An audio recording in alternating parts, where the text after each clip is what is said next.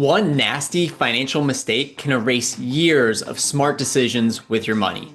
And the worst part, most people don't even see it coming because it's not a math problem. It's your brain versus your money. I'm Mike Zarelli, certified financial planner, and this is Money Matters with FSA. Today we're breaking down 3 behavioral biases that smart, successful people, including financial advisors, can fall for. It's because we're not robots, we're human. So with that, let's dive right in. Let's start with loss aversion. Studies have shown that the pain of loss is actually double the impact than the joy of gain. This happens especially when we're investing a large portfolio. This phenomenon is why market drops can feel gut-wrenching. It's terrible watching your portfolio shrink because of a bear market. And that's why it makes it even harder to stay invested when things get bumpy. For example, the 2008 financial crisis was a horrible event, and understandably, it left a mark on many investors, some of which moved all their money, all their portfolio into money market funds and never looked back. Here's the thing. Money markets might feel safe in the moment, but historically, they barely keep up with inflation. Over the long run, staying in cash likely cost those investors more in lost returns than a bear market ever would, especially given the 10 to 15 year bull run that occurred after the 2008 financial crisis. So here's the lesson. Avoiding the pain of loss can feel safe in the moment, but sometimes the smartest move is sticking to your plan, sticking to your guns, and doing nothing at all. Next up is anchoring. This phenomenon happens when we latch onto a number, even if it's totally irrelevant to what's happening right now. We see this all the time. For example, let's say a client, their 401k reaches $1 million. This is a huge accomplishment. The downside is that $1 million balance is now going to become a mental anchor. So the next time that the market dips about 10%, instead of being very excited about the growth, they're going to focus on, hey, my 401k is now down to $900,000. And if we zoom out, they should still be celebrating the last 5 to 10 years of growth that they've experienced. I'll give you another example that we see. Let's say a client buys a stock right around $70. And unfortunately, the trade doesn't go their way and the stock falls to about $40.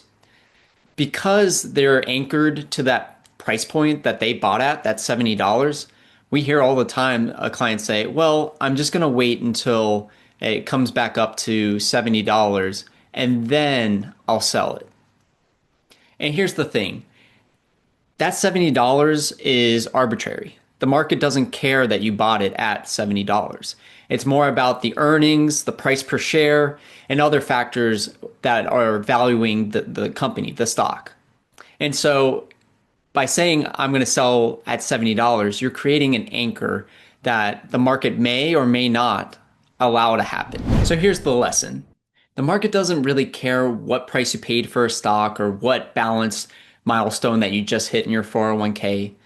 While it's important to celebrate those wins and those milestones, the next question and the only question that matters is what is going to be the best decision you can make going forward for you and your family? And we're here to help you make that decision. We like to take the long view and focus on the forest, not the trees. And finally, we have confirmation bias. This one's pretty sneaky. We naturally seek out information and commentary that supports our personal beliefs. And then we kind of throw out anything else that challenges that belief. The easiest example is the bull versus bear case. There are thousands of articles about why you should be bullish right now.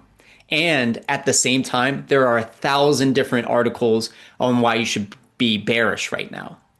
And the thing is, there's some truth to both of these. In fact, in most situations, there's both opportunities and risks on the horizon. Now, which one will win out, we'll have to wait and see, which is why it's so important to have a financial plan that factors in both opportunities and risks. So that way, whichever path the future holds, you can course correct and pivot and make adjustments along the way. Here's the lesson. This situation is not about being optimistic or pessimistic. It's more about being open to new information, even if it goes against your beliefs, and getting second opinions to make sure that you're thinking straight before you make those decisions. So why do smart people fall into some of these money mistakes? To be honest, it's because our brains were built for survival, not really for investing. And that's why having a plan matters. When you have a game plan for any situation, it makes it much easier to stick through it and avoid these behavioral biases. That's why at FSA, we partner with clients to make smart money moves and avoid six-figure mistakes on their journey to building wealth. I'm Mike Zarelli, certified financial planner. This has been Money Matters with FSA. Leave a comment below about which behavioral biases you fall into. And if you have any questions, feel free to reach out to questions@fsawealthpartners.com or call us at 301-949-7300. Catch you in the next video.